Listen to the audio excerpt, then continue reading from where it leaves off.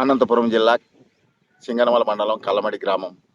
ఆ గ్రామంలో మా ఊరికి పశ్చిమ దిశలో ఒక ఇంతకుముందు పురాతనది బీరప్ప గుడి అని, దాన్ని లింగాల గుడి కూడా అంటారు. అక్కడ సన్నకేశవ స్వామి దేవుని మాన్యం కూడా ఉంది. అక్కడ కొంతమంది రైతుల భూములున్నాయి. అక్కడ ఆ రైతుల భూముల దగ్గర చంద్రమౌళి అనే రైతు భూమి దగ్గర ఒక 14 రోజులు అవుతుంది నిరంతరంగా ఆ చెట్టుకు కళ్ళు కారుతా ఉంది. అనేక జనాలు వచ్చి చూసిపోతూ ఉన్నారు. ఇంకా వస్తానే ఉన్నారు, చూస్తానే ఉన్నారు. ఇంకా దాంట్లో రోజు రోజుకు అది ఎక్కువ అవుతూనే ఉంది.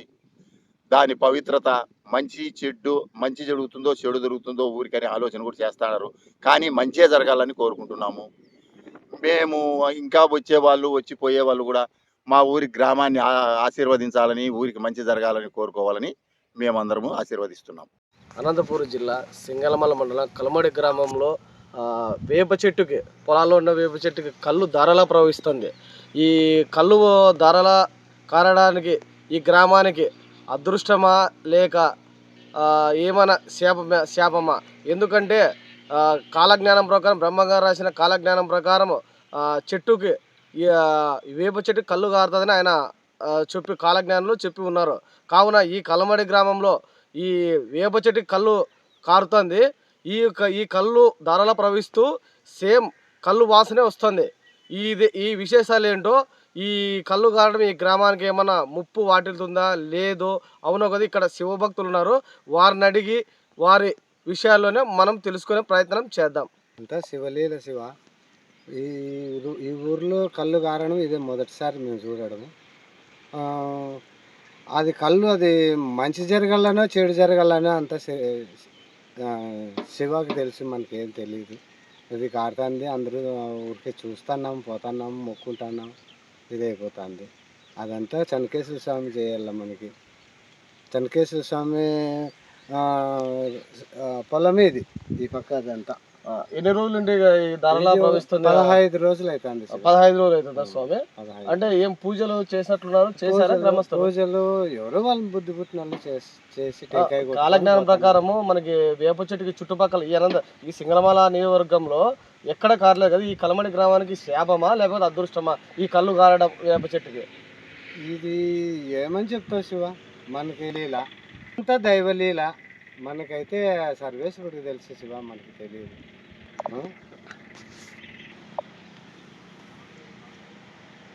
బాగానే వచ్చింది సార్ ఇది మొక్క శివ, రాయి మొక్క.